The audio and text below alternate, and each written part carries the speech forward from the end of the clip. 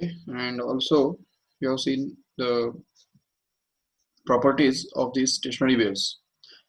तो देखो ये सब स्टेशनरी वेव्स की प्रॉपर्टीज हमने देखे थे और ये भी हमने देखा था कि किस तरह से पार्टिकल्स जो है एक मीडियम के मतलब एक लूप के अंदर के सारे पार्टिकल्स सेम फेज में वाइब्रेट करते हैं और एडजेसेंट लूप के अंदर रहने वाले जो पार्टिकल्स है वो हमेशा ऑपोजिट फेज में हुआ करते हैं।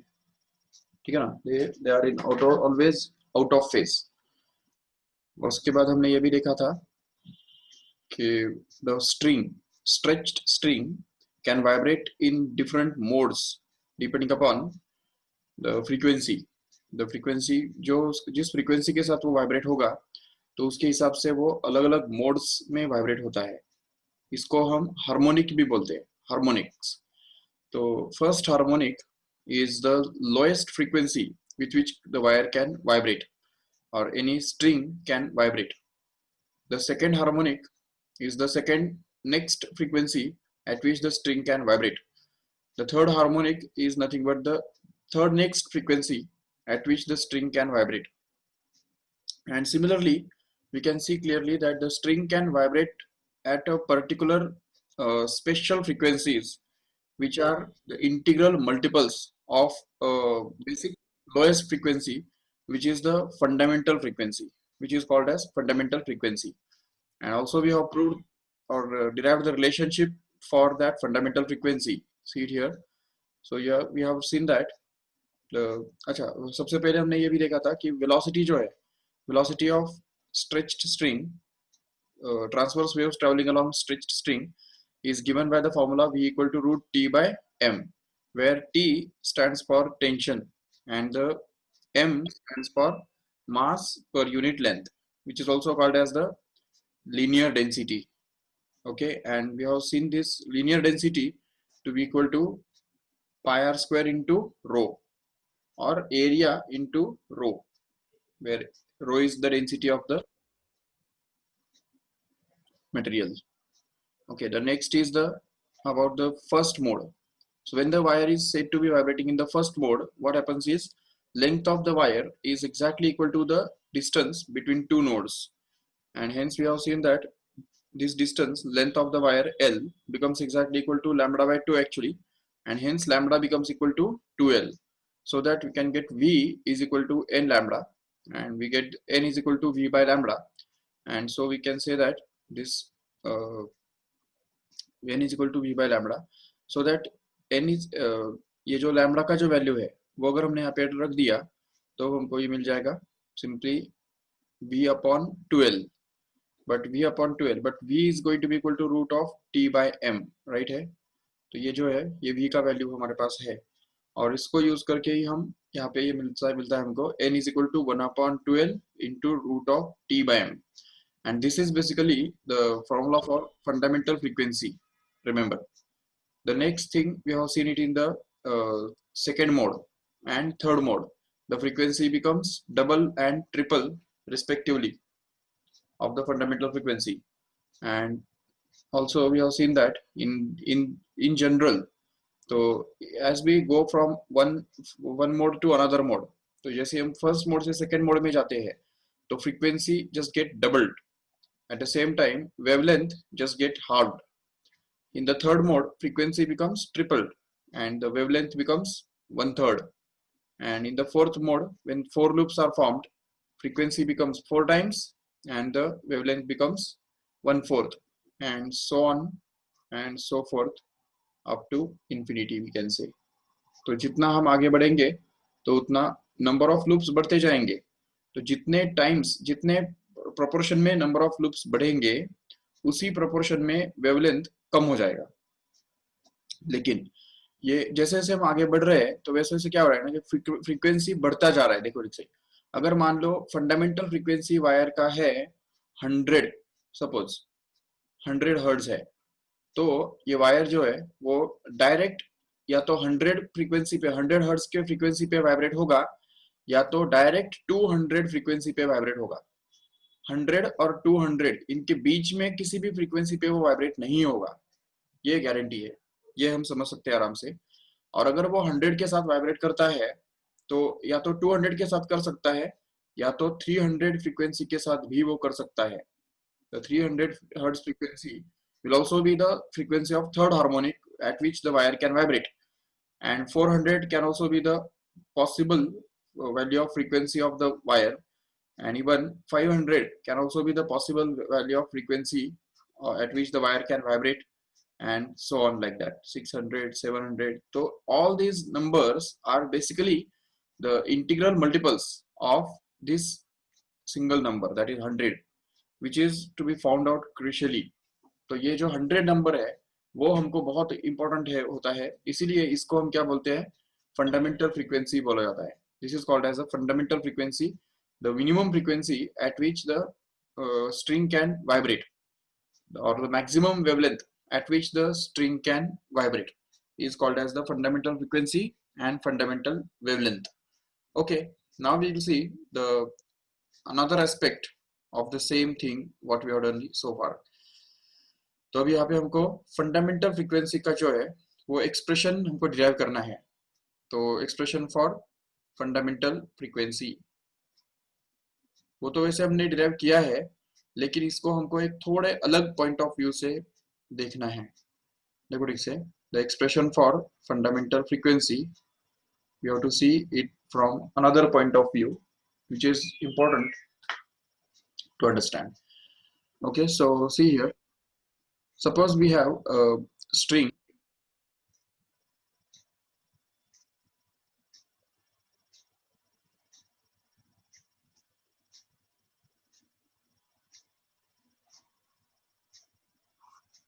Okay, see here, this is suppose a string and a jerk is given to it. नहीं तो देखो, ये सपोज एक स्ट्रिंग है,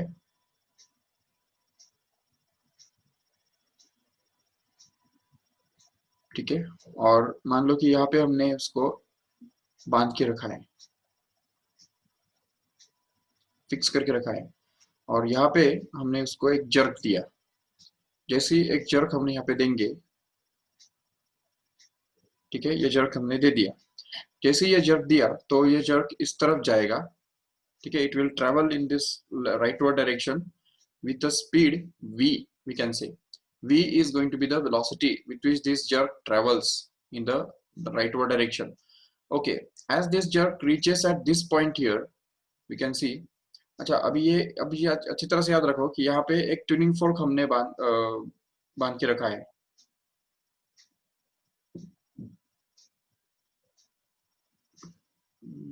सपोज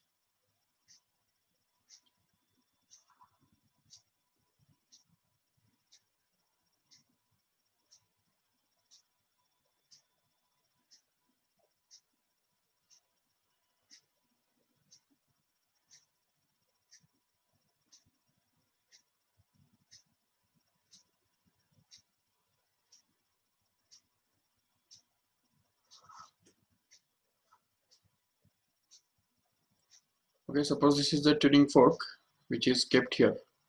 Okay, और ऐसा करेंगे कि ये ट्यूनिंग फोर्क सपोज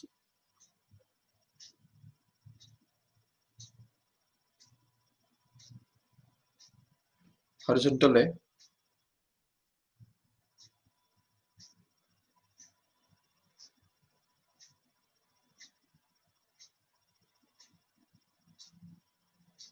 ठीक है, और यहाँ पे वो रखा हुआ है.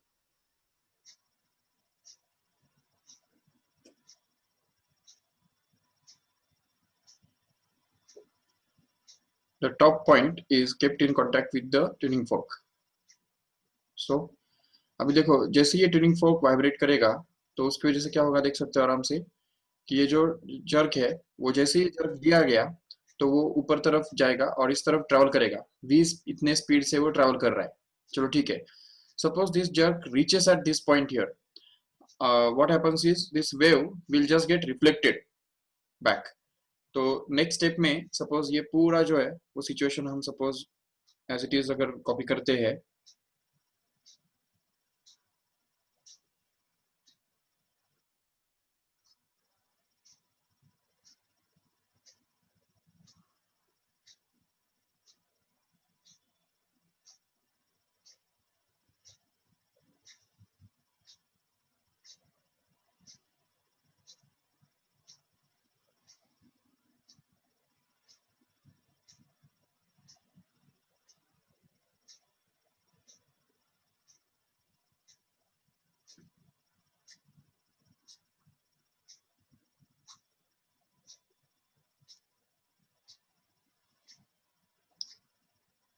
ओके, सो जैसे ये जर्क आगे बढ़ेगा तो हम देख सकते हैं क्लियरली।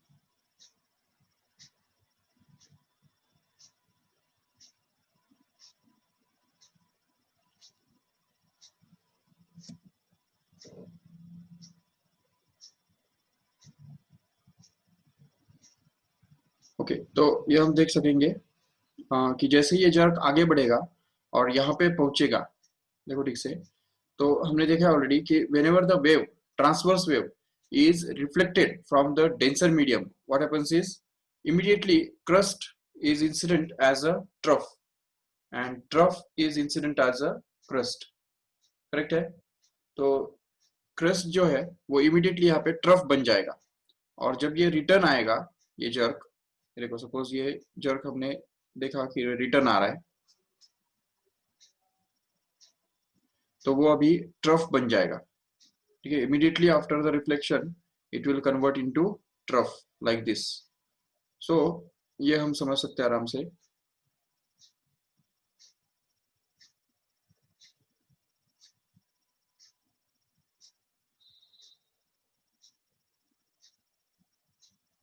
ठीक है, इस तरफ अभी वो ट्रेवल करेगा with the same speed, that is v, no doubt. And now when it will return back, it will take the same time to return as it was before।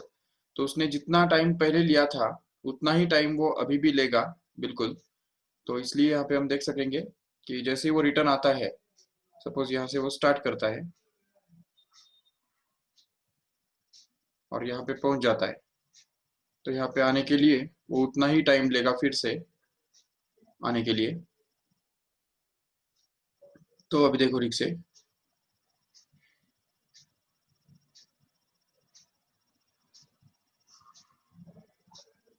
ये सपोज ट्यूनिंग फोर्क है,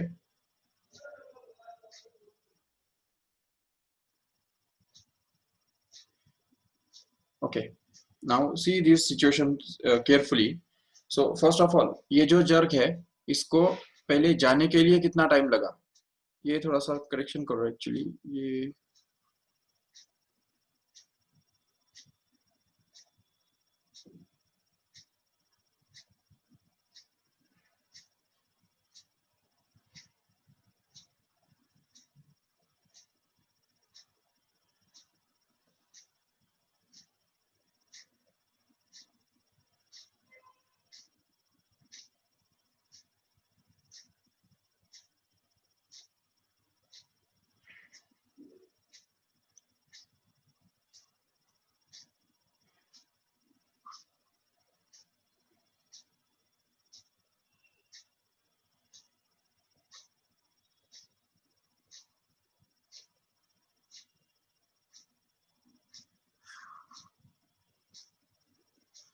okay. Now concentrate carefully.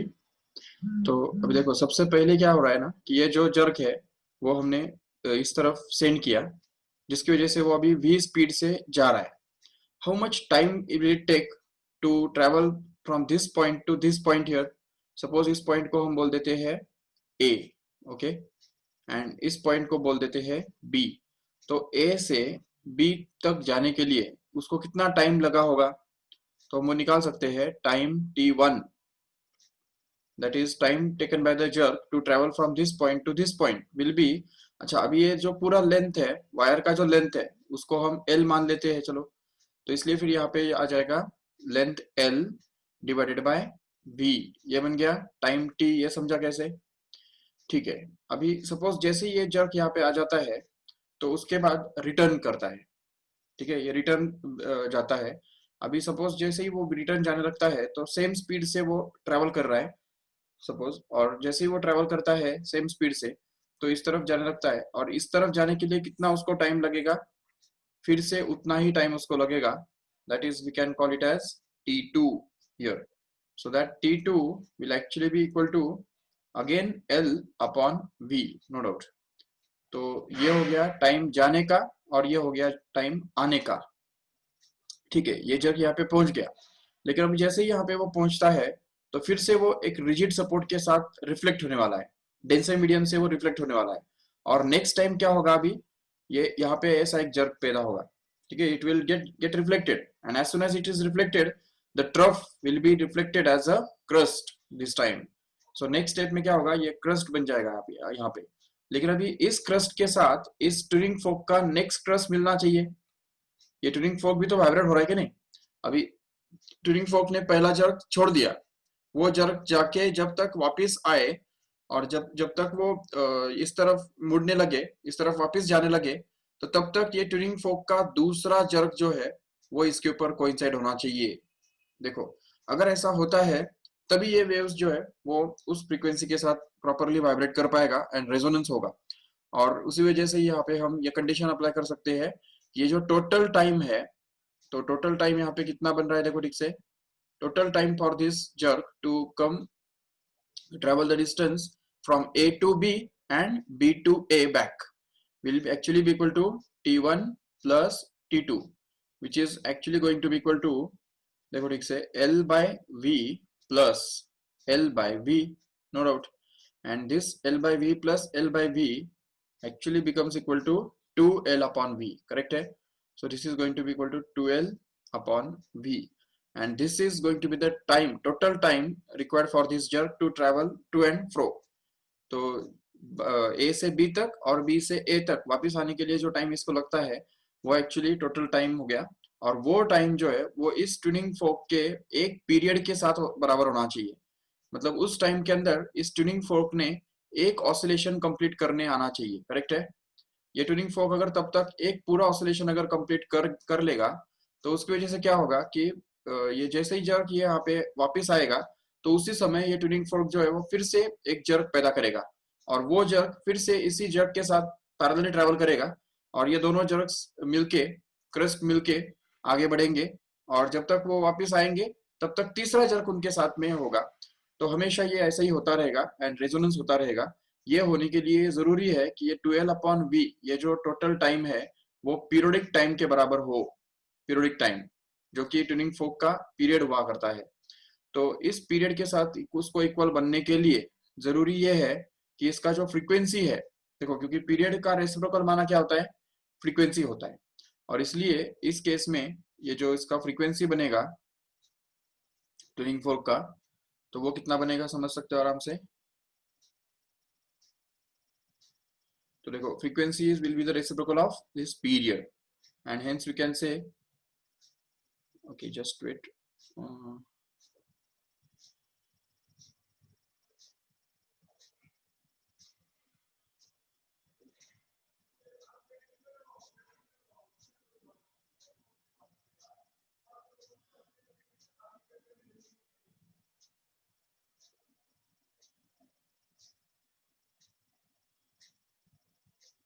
ये T1 और T2, और अभी ये जो total time हमको मिल गया वो यहाँ पे उससे हमने पीरियड के साथ उसको इक्वेट किया।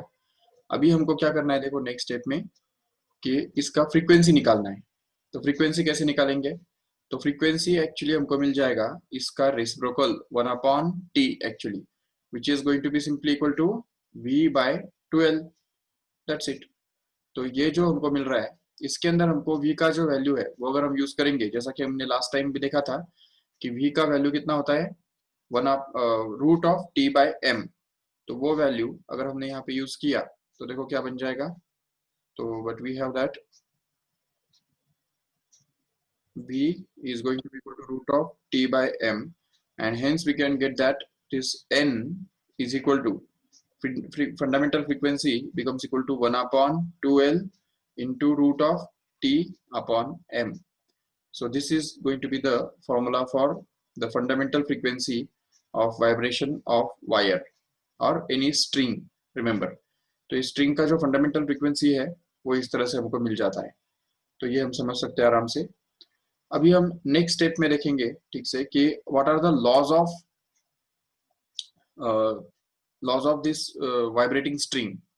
What are the laws of vibrating string you have to see in the next session. तो अभी देखो ये सबको समझ में आया सब ठीक से? क्या किया हमने यहाँ पे? इसका चाहिए तो आपको स्क्रीनशॉट लेना है तो ले लो फटाफट। Take the screenshot of this.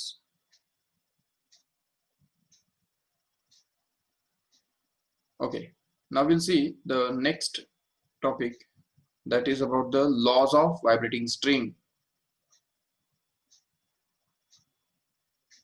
What are the laws of vibrating string?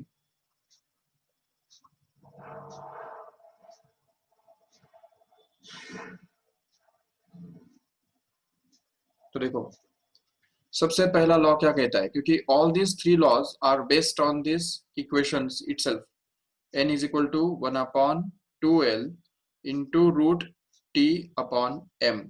इसके ऊपर ही वो बेस्ड है तीनों laws. There are three laws. The first law of vibrating string tells us simply that the fundamental frequency of wire means n जो है fundamental frequency of wire is inversely proportional to the length of the wire.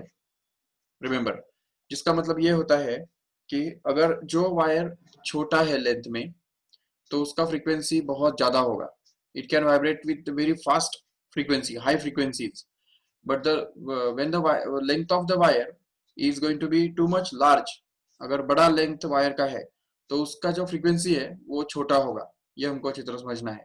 This is called as the first law of vibrating string, which gives that अगर suppose n is inversely proportional to L है तो इसमें क्या होगा, n into L will be a constant, no doubt.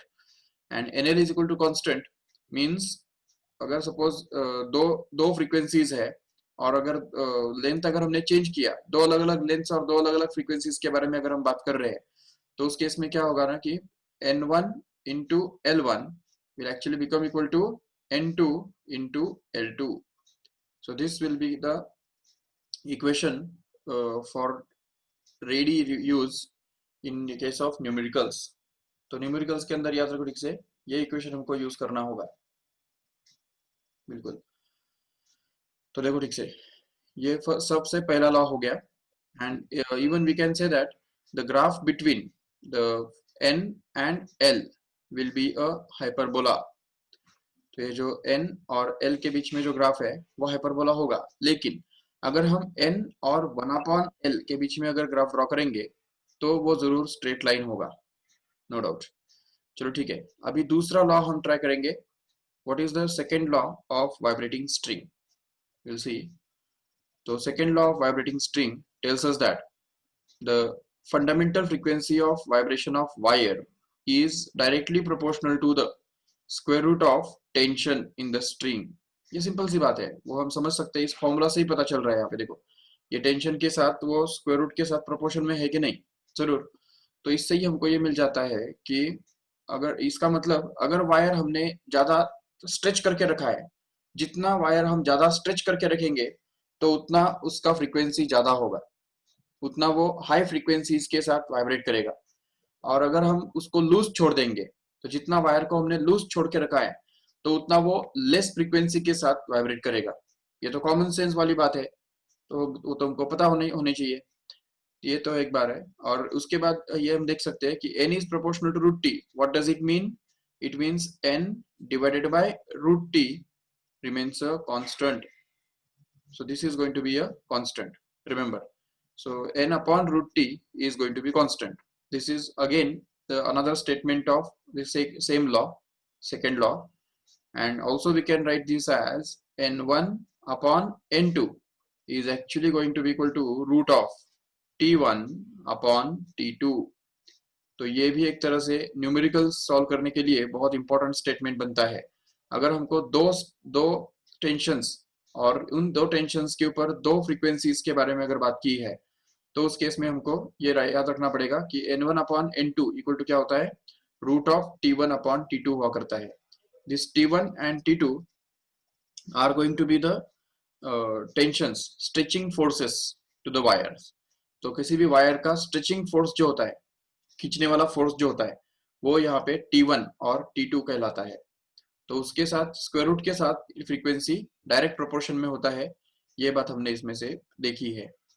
अभी तीसरा जो law है वो हम देखेंगे यहाँ पे, the third law of vibrating string, which tells us simply that, see here, the fundamental frequency of vibration of wire is inversely proportional to the square root of mass per unit length of the wire, मतलब linear density of the wire। तो देखो जितना wire heavy होगा, heavy क्योंकि देखो linear density किसके ऊपर depend करता है, मटेरियल के ऊपर डिपेंड करता है, याद रखो ठीक से। अगर फॉर एग्जांपल अगर हमारे पास एक धागा है और दूसरी तरफ हमारे पास सपोज एक कॉपर का मेटल का वायर है, समझो, ठीक है, ये सपोज मेटल का वायर है और ये धागा है, बिल्कुल पतला धागा है, और उससे भी पतला एक बहुत एकदम हल्का सपोज धागा है इस तरह से। ये देखो ये 3 वायर हमारे पास है। अभी हम ये समझ सकते हैं आराम से कि ये पहला वाला जो धागा है इसका मास पर यूनिट लेंथ बहुत छोटा होगा, बिल्कुल लीनियर डेंसिटी बहुत ही कम होगा, और लीनियर डेंसिटी कम होने के कारण ये बहुत हाई फ्रीक्वेंसीज पे वाइब्रेट कर पाएगा, ठीक है ना, very very high frequencies it can vibrate it with here because its mass per unit length is very very small. वैसे भी हम देखते हैं कि हल्का चीज, जितना कोई भी चीज हल्का होता है तो वो उतना फास्ट वाइब्रेट कर पाता है, तो इसलिए यहाँ पे हल्का चीज का फ्रीक्वेंसी ज्यादा, और जैसे ही मास पर यूनिट लेंथ बढ़ गया, अगर हमने उस धागे का अगर थिकनेस बढ़ा दिया या उसका जो मास पर यूनिट लेंथ अगर बढ़ा दिया, लीनियर डेंसिटी, मटेरियल जैसे ही चेंज कर दिया, मान लो कि सूत का जो धागा होता है तो उसके बदले अगर हमने एक नायलॉन का धागा लिया या कोई ऐसा हेवी मटेरियल का धागा अगर बनाया, तो उसकी वजह से उसका जो फ्रीक्वेंसी है वो थोड़ा सा कम हो जाएगा, क्योंकि उसका हेवीनेस बढ़ गया, मास पर यूनिट लेंथ बढ़ गया। जैसे ही मास पर यूनिट लेंथ बढ़ता है तो फ्रीक्वेंसी कम हो जाता है, ये हमको अच्छी तरह समझना है। और तीसरा, अगर हमने कॉपर का वायर लिया, मेटल का वायर, अभी मेटल का वायर का तो डेंसिटी ज्यादा ही रहने वाला है ऑब्वियसली, तो इसलिए लीनियर डेंसिटी जैसे उसका बढ़ जाता है तो उसका जो फ्रीक्वेंसी है वो भी कम हो जाएगा, बिल्कुल। तो ये हमको समझना है अच्छी तरह से, जितना मेटल वायर का मतलब जितना मास पर यूनिट लेंथ ज्यादा उतना फ्रीक्वेंसी कम, और जितना मास पर यूनिट लेंथ कम तो फ्रीक्वेंसी ज्यादा। और इसको हम इस तरह से लिख सकते हैं कि n into root M is going to be constant, बिल्कुल। तो ये जो है n इंटू रूट एम का वैल्यू कांस्टेंट बन जाता है, और इसको ही हम दूसरे वर्ड्स में लिख सकते हैं इस तरह से कि n1 upon n2 will actually be equal to root of m2 upon m1 because it is inversely proportional, no doubt। अच्छा, और अगर सपोज हमने ये जो है ये इसका जो ग्राफ बनाया, तो वो अगर ग्राफ हमने बनाया तो जैसे ही हम ये ग्राफ बनाएंगे इसके अंदर, जो अगर suppose n is plotted on the x axis, y axis, and suppose root t is plotted on the x axis, then again we can get a straight line passing through origin and having some slope increasing, positive slope like this। तो ये इस type का graph हमको मिलेगा। और तीसरा graph जो है वो हम ड्रॉ कर सकते हैं इन केस में, ये जो n और रूट m के बीच में अगर, या n और रूट m का रेसिप्रोकल, इनके बीच में अगर हमने ग्राफ ड्रॉ किया तो हमको इस तरह का ग्राफ मिलेगा कुछ, देखो ये दे सकते हैं। Suppose n is plotted here on y axis and 1 upon root m is plotted on x axis, then again we can get a straight line graph in this way। तो ये इस टाइप के ग्राफ्स हमको मिलने वाले हैं। याद रखो तीनों ग्राफ स्ट्रेट लाइन है, लेकिन ये तीन ग्राफ्स को किस वेरिएबल्स के बीच में, देखो ठीक से, n और 1 अपॉन l के बीच में ग्राफ प्लॉट किया तभी भी वो स्ट्रेट लाइन बनता है, n और रूट t के बीच में ग्राफ प्लॉट किया तभी भी वो स्ट्रेट लाइन बनता है, और n और 1 अपॉन रूट m के बीच में ग्राफ प्लॉट किया तभी भी वो स्ट्रेट लाइन बनता है। ये हमको अच्छी तरह समझना है। Okay, so these are called as the laws of vibrating string। There are two more laws of vibrating string which you can use in the numericals। देखो they are called as the fourth and fifth laws, but they are not actually separate laws, they are just hidden here in this formula only। देखो कैसे, क्योंकि अगर मान लो ये एक है fourth law, उसको हम बोल देंगे, जो कि इसमें से ही निकलता है एक्चुअली। देखो फोर्थ एंड फिफ्थ लॉ इसमें इसके ऊपर ही डिपेंडेंट है, बेस्ड है, क्योंकि हमको पता है कि मास पर यूनिट लेंथ जो होता है, मास पर यूनिट लेंथ हमने लास्ट टाइम प्रूव किया था mass per unit length is always given by the formula pi into r square into rho, correct है, ये हमने देखा था। और अगर ये वाला फॉर्मूला अगर हमने इस इक्वेशन के अंदर डाल दिया, जो हमारे पास इक्वेशन है फंडामेंटल फ्रीक्वेंसी का, तो उसमें अगर डाल दिया तो n का इक्वेशन हमको क्या मिलेगा, देखो। तो इसको हम लिख सकते हैं आराम से इस तरह से कि n is equal to 1/12 into root of t by m, where m stands for pi into r square upon into rho. Okay, but if we solve this still further, then what we can get here is, तो अभी इसको अगर हम solve करेंगे आगे और आगे, तो क्या मिलेगा, देखो ठीक से।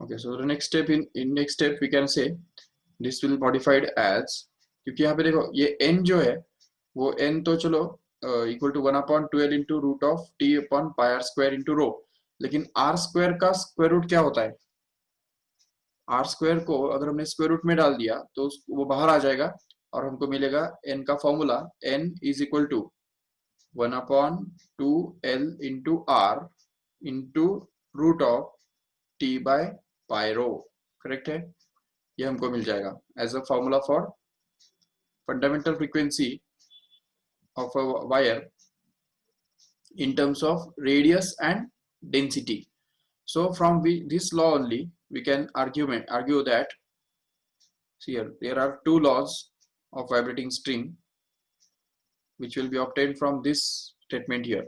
तो इस इक्वेशन को देख के हमको ये पता चलता है कि n is inversely proportional to r, so that we can say n into r is going to be a constant, and so that we can say that n1 r1 is equal to n2 r2, ये हमको मिल सकता है यहाँ पे। This is called as the fourth law of vibrating string, which tells us simply that the fundamental frequency of the wire is inversely proportional to the radius, and fifth law can be said to be simply n is inversely proportional to root of density rho, so that we can say n into root rho is going to be a constant, and we can say in terms of n1, so n1 upon n2 is actually going to be equal to root of rho 2 upon rho 1, that's it. So these are going to be the laws of vibrating string, remember. So इसमें अगर कुछ doubt है तो पूछो, अगर नहीं तो फिर इसका स्क्रीनशॉट ले लो एक फटाफट। Take the screenshot of this fast.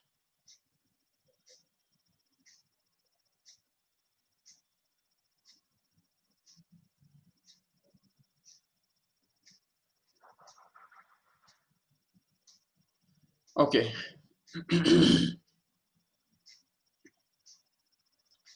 Now let us go to the next topic in this chapter.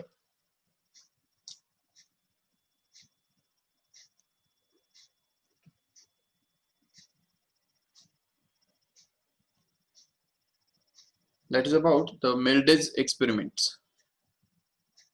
Okay, and sonometer experiment. Okay, sonometer experiment and Melde's experiment, ये दोनों एक्सपेरिमेंट्स है जिनको यूज करके हम वाइब्रेटिंग स्ट्रिंग के जो laws है वो प्रूव कर सकते हैं, वेरीफाई कर सकते हैं। तो देखो क्या किया जाता है उन एक्सपेरिमेंट्स के अंदर, देखो ठीक से।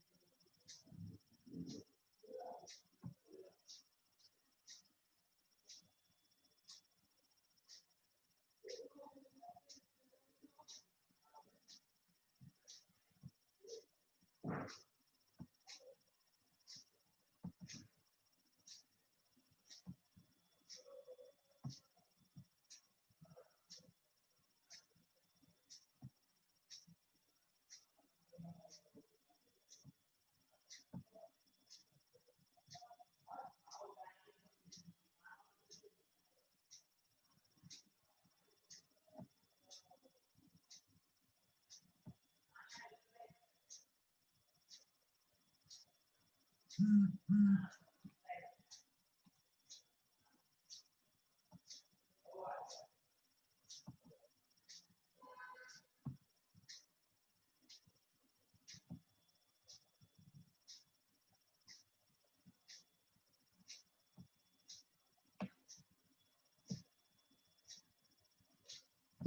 ये आपको दिख रहा है अभी। So this is a rough diagram of a sonometer experiment setup. तो देखो होता क्या है कि it consists of the hollow wooden bridge, एक वुडन इस टाइप का एक सरफेस होता है, टेबल होता है। और ये टेबल जो है, यहाँ पे इसके ऊपर दो ब्रिजेस रखे जाते हैं।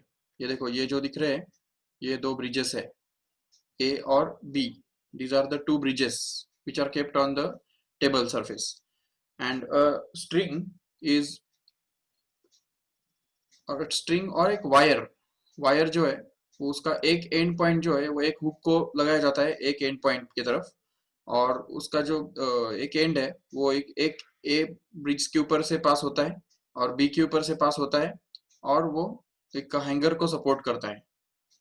नहीं तो ये जो डायग्राम है ये थोड़ा सा अलग दिख रहा है। Let us draw this diagram. See there will be अ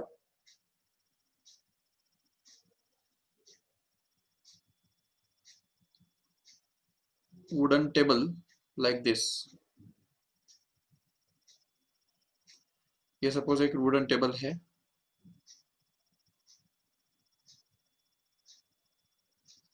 और यहाँ पे ब्रिजेस है। ब्रिजेस मतलब एलिवेटेड शार्प कॉर्नर होते हैं इस टाइप के।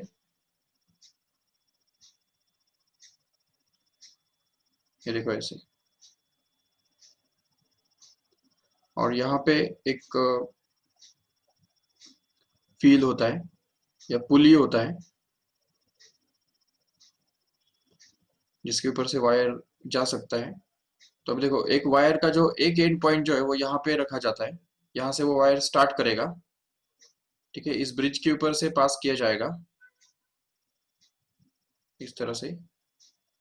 फिर आगे यहाँ पे इस दूसरे ब्रिज के ऊपर से भी पास किया जाएगा, और उसके बाद इस पुली के ऊपर से पास किया जाएगा। And finally it will support a hanger here. यहाँ पे वो एक हैंगर सपोर्ट करेगा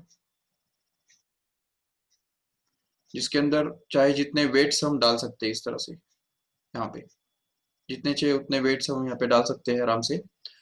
तो जैसे ही हम ये डालते हैं तो उसकी वजह से देखो यहाँ पे क्या होता है। देखो, इसका वर्किंग हमको समझना है। This is the tentative diagram of a sonometer experiment, we can understand. ये वायर यहाँ पे है जो कि बीच में जो है वो वाइब्रेट करता है।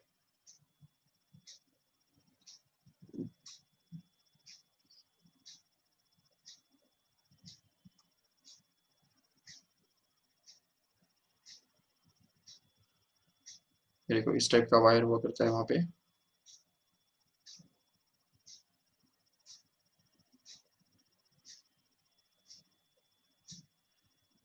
ओके, अभी देखो यहाँ पे होता क्या है ना कि इस वुडन सरफेस के साथ कांटेक्ट में और एक ट्यूनिंग फोर्क रखा जाता है। याद रखो ठीक से, tuning fork will be kept in contact with the wooden surface here. Suppose एक ट्यूनिंग फोर्क हम यहाँ पे रखते हैं इसके कांटेक्ट में। अभी इस वायर को टच नहीं करना है हमको, ठीक है, बट इसके सामने वाले सरफेस पे हमको एक ट्यूनिंग फोर्क रखना है इस तरह से। ये सपोज ट्यूनिंग फोर्क है जो कि वायर वायर के सामने हमने रखा है। अभी होगा क्या एक्चुअली कि स्टूरिंग फोक के जैसे हम उसको वाइब्रेट करके वहां पे रखते हैं तो उसकी वजह से क्या होगा कि ये जो ब्रिजेस है ये पूरा सरफेस पहले वाइब्रेट करने लग जाएगा। ठीक है, this surface will start vibrating like this, and at the same time because of that forced vibrations will be created in this bridges here. ये जो ब्रिजेस है इनके अंदर भी फोर्स वाइब्रेशंस क्रिएट होंगे इस तरह से, और उसकी वजह से ये वाइब्रेशंस जो है वो इस वायर के अंदर भी ट्रेवल करेंगे, और उसकी वजह से ये वायर भी वाइब्रेट करने लग जाएगा, और इस वायर के अंदर स्टेशनरी वेव्स प्रोड्यूस हो जाएंगी। देखो इस तरह से the wire will vibrate with its first mode of vibration like this. तो ये हो गया उसका वायर का वाइब्रेशन फर्स्ट मोड में। एक ही लूप फॉर्म हो गया यहाँ पे, इसलिए उसको हम बोलेंगे first mode of vibration of the wire. Okay, तो जैसे ये जो लेंथ है, यहाँ से लेके यहाँ तक का जो लेंथ है, वो वायर का हमको मेजर करना पड़ेगा, उसको हम एल बोल देंगे। और वो एल लेंथ मेजर करके और उस ट्यूनिंग फोक का जो फ्रीक्वेंसी है वो हम मेजर करेंगे। और इसमें ये चेक किया जाता है कि ट्यूनिंग फोक का जो फ्रीक्वेंसी है वो इस वायर के फ्रीक्वेंसी के साथ मैच किया जाता है। और वो हमको कैसे पता चलेगा कि वायर का फ्रीक्वेंसी और ट्यूनिंग फोक का फ्रीक्वेंसी सेम है कि नहीं? तो उसके लिए एक सिंपल सी बात यूज की जाती है, जिसमें एक पेपर राइडर यूज किया जाता है। पेपर राइडर मतलब, मान लो कि ये वायर वाइब्रेट हो रहा है और इसके ऊपर यहाँ पे हमने एक पेपर राइडर रख दिया इस तरह से। ये एक पेपर राइडर है, मतलब एक पेपर को फोल्ड करके ऐसा यहाँ पे इसके ऊपर रख देने का, वायर के ऊपर। जैसे हम ये वायर के ऊपर इसको रखेंगे, पेपर को फोल्ड करके, और उसके बाद जैसे ही हम ट्यूनिंग फोक को यहाँ पे टच करेंगे, इस सरफेस के साथ कांटेक्ट में रखेंगे, तो ट्यूनिंग फोक के फ्रीक्वेंसी के साथ ये वायर वाइब्रेट होगा। The wire will start vibrating under the action of the forced vibrations with the same frequency as that of the tuning fork. But अभी वायर का नेचुरल फ्रीक्वेंसी तो अलग है, हमको पता है ऑलरेडी। तो वायर का जो नेचुरल फ्रीक्वेंसी होता है वो इस फॉर्मूला से दिया जाता है, जो कि हमको पता है already. n is equal to 1/2l into root of t by m, where the frequency of the wire is controlled by several factors like tension in the string, mass per unit length, and its length itself. तो ये तीन factors इसको control करते हैं। तो इसलिए यहाँ पे होता है ऐसा ना कि अगर सपोज हमने टेंशन फिक्स रखा, टेंशन को हमने कांस्टेंट कर दिया, और अगर वायर को हमने चेंज नहीं किया, मतलब मास पर यूनिट लेंथ भी उसका कांस्टेंट हो जाएगा, नो डाउट। अगर ये दोनों चीजें कांस्टेंट हो जाती है तो फिर बचता कौन है? लेंथ ही बचता है आखिर। तो इसलिए लेंथ के साथ अगर हम फ्रीक्वेंसी को वेरी करना चाहते हैं तो उसके लिए क्या करेंगे, अलग अलग ट्यूनिंग फोर्क्स हमारे पास होते हैं। जैसे अगर सपोज एक बड़ा ट्यूनिंग फोर्क है, एक छोटा ट्यूनिंग फोर्क है, एक और उससे भी छोटा ट्यूनिंग फोर्क है। तो ऐसे अलग अलग फ्रीक्वेंसी के जो ट्यूनिंग फोर्क्स है वो हम यहाँ पे इस वायर के साथ रेजोनेंस में उसको वाइब्रेट कराएंगे। तो सबसे पहला जो है ये वाला ट्यूनिंग फोर्क सपोज हमने सिलेक्ट किया और उसको यहाँ पे वाइब्रेट कराया, तो पता चलता है कि उसका वायर का जो फ्रीक्वेंसी है, इसका फ्रीक्वेंसी इस ट्यूनिंग फोर्क के साथ मैच होने के लिए हमको काफी लंबा लेंथ हमको लेना पड़ता है।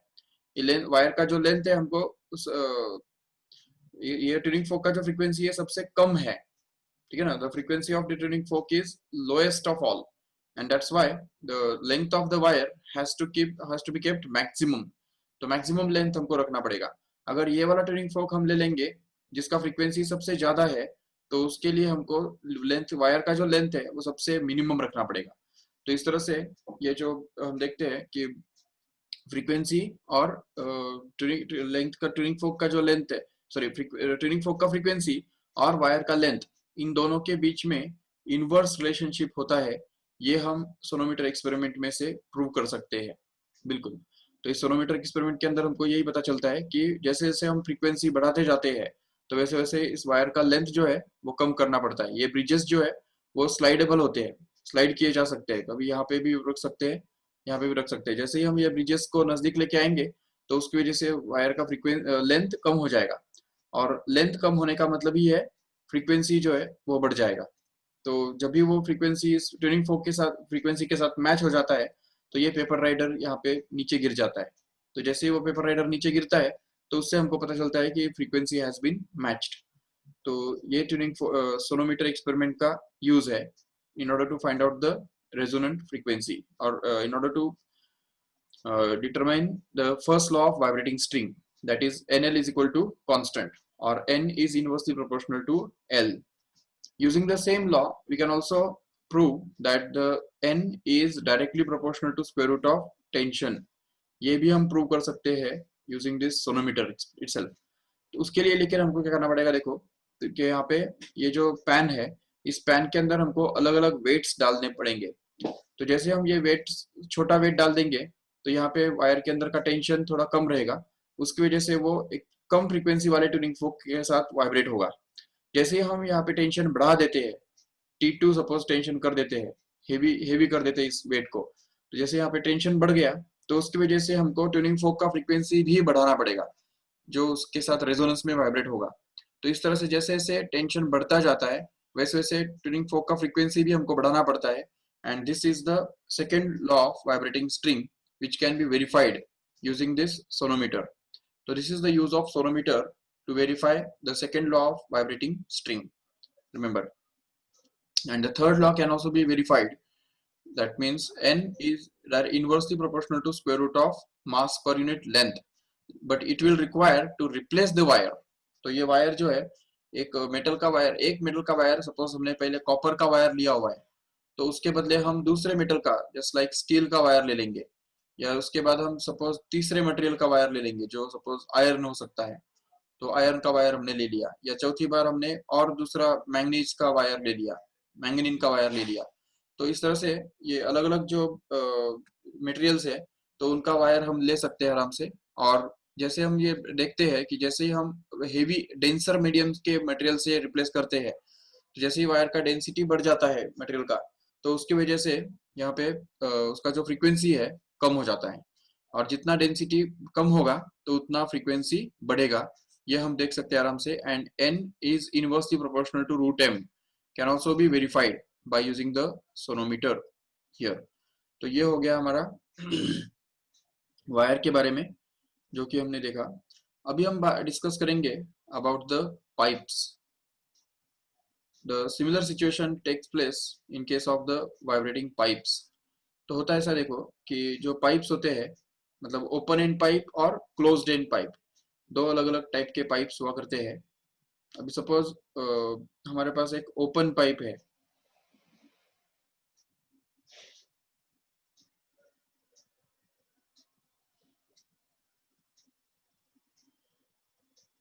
देखो सबसे पहले हम ओपन पाइप के बारे में बात करेंगे।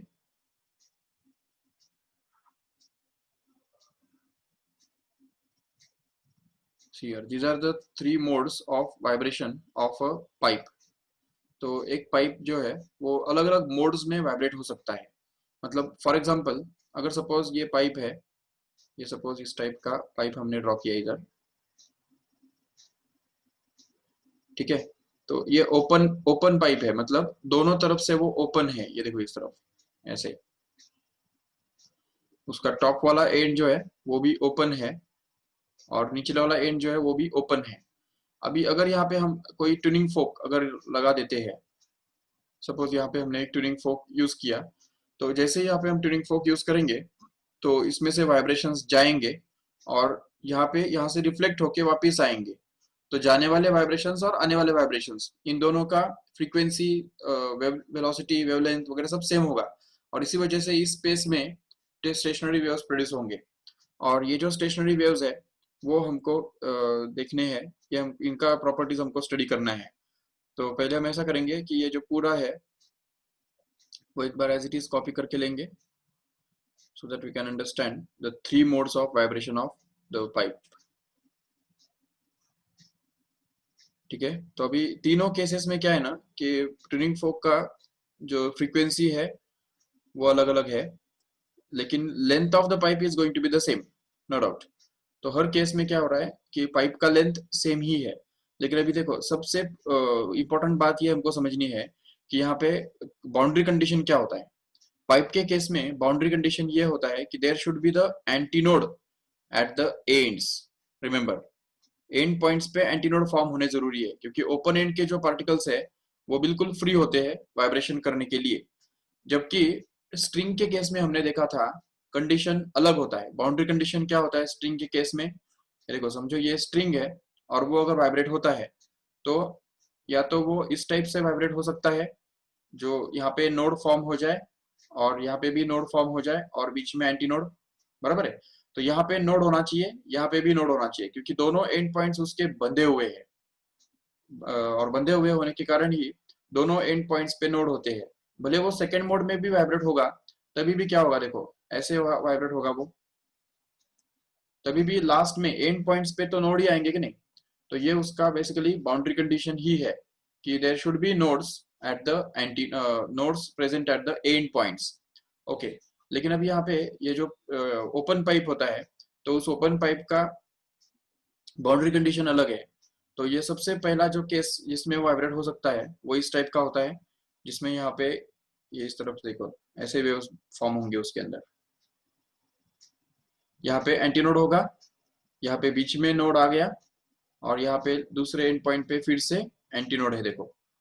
So this is the first mode in which it can vibrate. Okay. Now here it is again. It can vibrate in the second mode in this way. तो यहाँ पे एंटी नोड होगा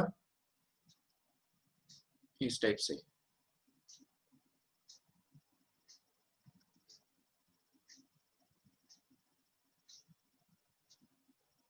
ये देखो, ये सेकंड मोड हो गया। और थर्ड मोड में क्या होगा, देखो ठीक से। देखो यहाँ पे भी एंड पॉइंट्स पे एंटी नोड है, इधर भी और इधर भी एंड पॉइंट्स पे एंटी नोड है, लेकिन यहाँ पे बीच में एक ही नोड आया, जबकि यहाँ पे बीच में दो नोड्स आ रहे हैं, देखो ठीक से। तो इसलिए इसको हम बोलेंगे second mode of vibration, second harmonic इसको बोल सकते हैं। और अभी यहाँ पे तीसरा हार्मोनिक क्या बनेगा, देखो ये इस टाइप का।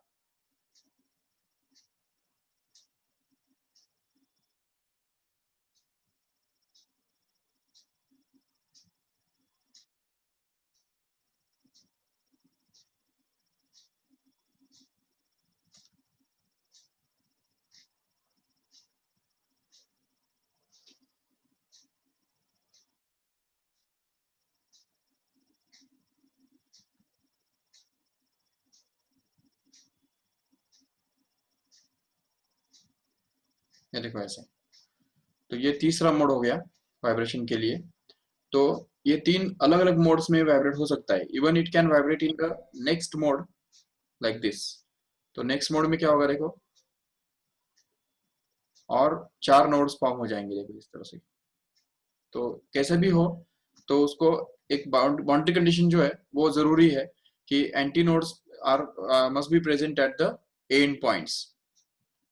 बीच में कितने भी नोड्स हो सकते हैं, लेकिन एंड पॉइंट्स पे कंपलसरी क्या चाहिए, एंटी नोड्स ही होने चाहिए। ये कंपलसरी कंडीशन है। और इसी को लेके हमको ये मिलता है, इसके जो फ्रीक्वेंसीज है, अलग अलग फ्रीक्वेंसीज, वो हम निकाल सकते हैं आराम से, देखो ठीक से।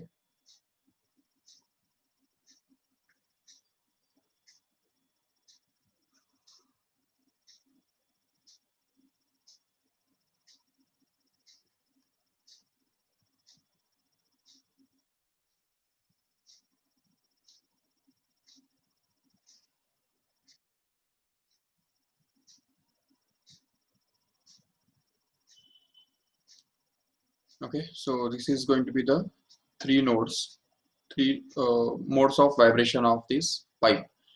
What happens in the first mode is, see here, तो अभी यहाँ पे ये जो है length of the pipe is going to be L suppose। तो ये पाइप का जो लेंथ है वो L बन रहा है, but this length has to be equal to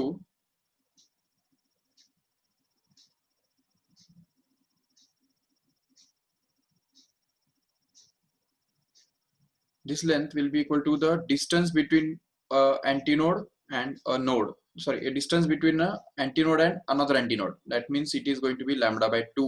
देखो ठीक से इधर, तो ये जो पूरा लैम्बडा बाय 2 लेंथ है, ये बनता है लेंथ ऑफ द पाइप के बराबर।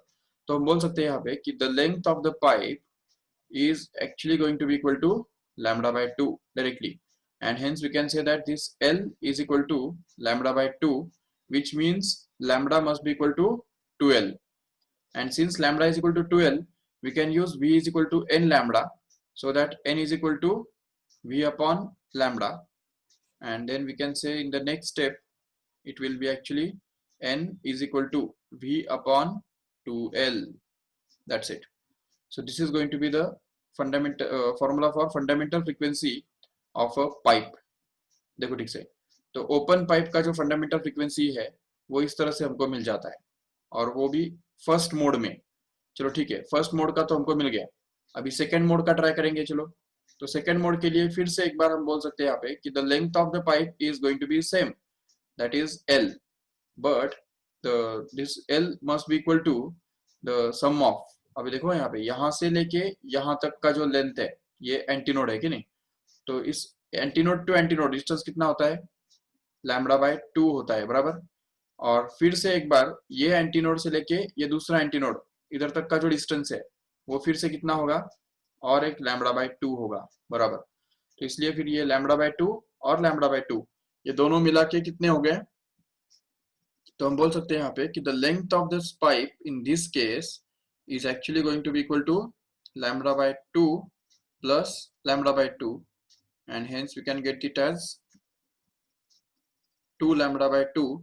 मतलब ही lambda becomes actually equal to L, and since lambda becomes equal to L, we can use n is equal to V by lambda and get that n is equal to simply V by L, which can be written in the next step as, see here, n will be actually equal to 2V upon 2L, so that V upon 2L can be replaced by n.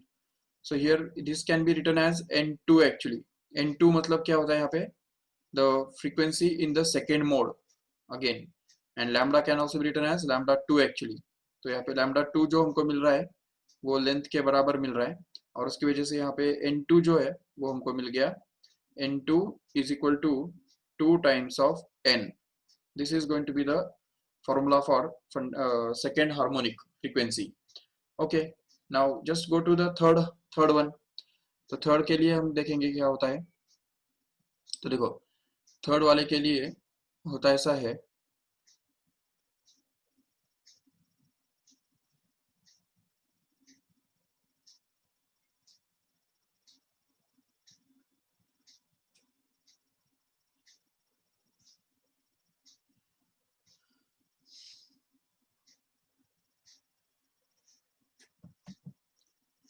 ठीक है. तो third वाले जो harmonic है तो उसके अंदर हम देख सकते हैं क्या हो रहा है कि length of the pipe is still going to be same as L, no doubt. तो length of the pipe is going to be L, but this length L is going to be equivalent to, see here, यहां से लेके यहां तक एक lambda by 2 हो गया. एक लूप एक दोनों एंटीनोड्स के बीच में डिस्टेंस जो है वो लैम्बडा बाय 2 होता है, हमको पता है. अभी यहां से लेके यहां तक फिर से दो एंटीनोड्स के बीच में डिस्टेंस जो कि लैम्बडा बाय 2 हो गया, और यहां से लेके यहां तक फिर से दो एंटीनोड्स के बीच में डिस्टेंस जो कि फिर से लैम्बडा बाय 2 हो गया. तो हम ये बोल सकते हैं यहाँ पे कि ये जो है ये आएगा लैम्बडा बाय 2, ये बनेगा लैम्बडा बाय 2, और ये बनेगा लैम्बडा बाय 2 फिर से. तो ये तीन लैम्बडा बाय 2 मिलके ये L बना रहा है. तो इसलिए फाइनल वैल्यू जो हमारे पास मिलेगा L का, तो वो बनेगा L is equal to lambda by 2 plus lambda by 2 plus lambda by 2, which happens to be simply 3 lambda by 2. And if we simplify this further, then we can get this as lambda is equal to 2L upon 3. And once we get this lambda, we can get that n. अच्छा, इसको हमको lambda 3 बोलना होगा. Let us call it as lambda 3 actually. And then we can use that n3 is going to be equal to V upon lambda 3, because V equal to n lambda. तो अगर ये हमने use किया तो इधर हमको मिलेगा नेक्स्ट स्टेप में n3 जो कि बन रहा है V अपॉन ये लैम्बडा 3 जो कि यहाँ पे है 2L by 3, and if we replace it by that, then we can get this as 2L upon 3, and then we can get this in the next step, that is n3 is equal to 3 times V upon 2L. But as we know that V upon 2L is nothing but n, so we can say that n3 is going to be equal to 3 times of n, which is again similar result which we have proved in the case of a string. तो string के case में जो हमको result मिला था वही result हमको यहाँ पे भी मिल रहा है, and we can generalize and say that np means pth mode में जो इसका फ्रीक्वेंसी होगा वो p टाइम्स ऑफ n के बराबर होगा. ये हमको कंक्लूजन में मिलता है. So np is going to be equal to p times of n, and this is the conclusion of this open pipe discussion. तो ओपन पाइप के केस में क्या होता है, फिर से एक बार वही होता है जो स्ट्रिंग के केस में होता है, ये कि the frequency of pth harmonic और pth mode is always equal to the pth multiple of fundamental frequency. तो फंडामेंटल फ्रीक्वेंसी के ही सारे इंटीग्रल मल्टीपल्स में ये ओपन पाइप भी वाइब्रेट हो सकता है, और उसका फंडामेंटल फ्रीक्वेंसी कितना होता है, ये देखो V अपॉन 2L के बराबर हुआ करता है, where V is going to be the speed of sound in air. अब यहाँ पे V का वैल्यू ये नहीं है, V is equal to root T by M. ये वाला वैल्यू सिर्फ स्ट्रिंग के केस में होता है. स्ट्रिंग के अंदर जो वेव्स पास होते हैं उनके लिए ये वाला फॉर्मूला यूज किया जाता है. एयर के अंदर जो साउंड ट्रेवल करता है, पाइप में तो साउंड ही ट्रेवल करेगा ना, तो इसलिए साउंड का जो स्पीड है वो कोई v equal to root T by M formula से दिया नहीं जाने वाला. This is wrong. This is not to be used here. This is used only in case of string which you have seen last time yesterday. तो अभी यहाँ पे ये जो है इस केस में हमको v को v ही रखना है. At the most, if you want to replace it something, then we can replace it by root of gamma p upon rho, which we already proved in case of sound waves last year. तो ये जो है ये sound waves के लिए formula use कर सकते हो, नो प्रॉब्लम, लेकिन किसी भी हालत में v equal to root of T by M use नहीं करना है. ये चलो वैसे भी हमको पता है कि साउंड का जो वेलोसिटी है एयर के अंदर वो तो 340 मीटर पर सेकेंड, वो तो कांस्टेंट ही होता है कि नहीं, तो इसलिए फिर उससे कि ज्यादा कुछ फर्क नहीं पड़ेगा, तो इसलिए वो हम एज अ कांस्टेंट ट्रीट कर सकते हैं और ये इस तरह से उसको हम डेरिवेशन बना सकते हैं. So we have seen what happens in case of open pipes today. Okay, तो ओपन पाइप के केस में क्या होता है वो सब हमने आज देखा. तो नेक्स्ट टाइम कल के लेक्चर में हम ये देखेंगे कि what happens in case of the closed pipe. Closed pipe मतलब the pipe which is closed at one end and open at other. Okay, so let us stop here. If you want to ask something you can. अगर किसी को कुछ पूछना है तो पूछ सकते हैं, नहीं तो मैं लेक्चर एंड कर रहा हूँ यहाँ पे.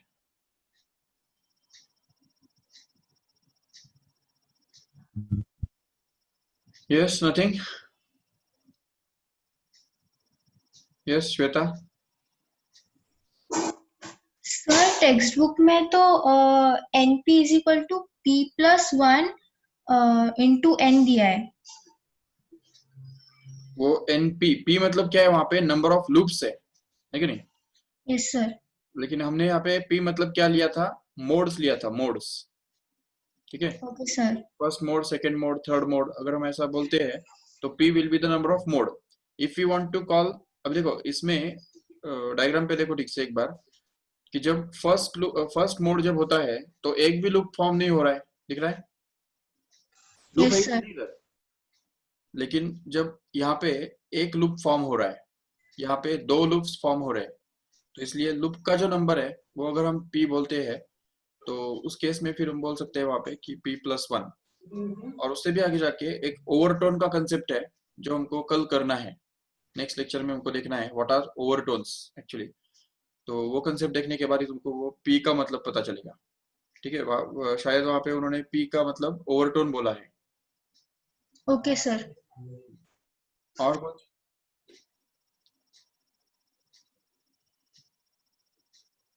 चलो ठीक है, फिर आज का आपका होमवर्क यही रहेगा कि write the laws of vibrating string and also discuss about the pipes, open pipes. Okay, vibrations in case of open pipe.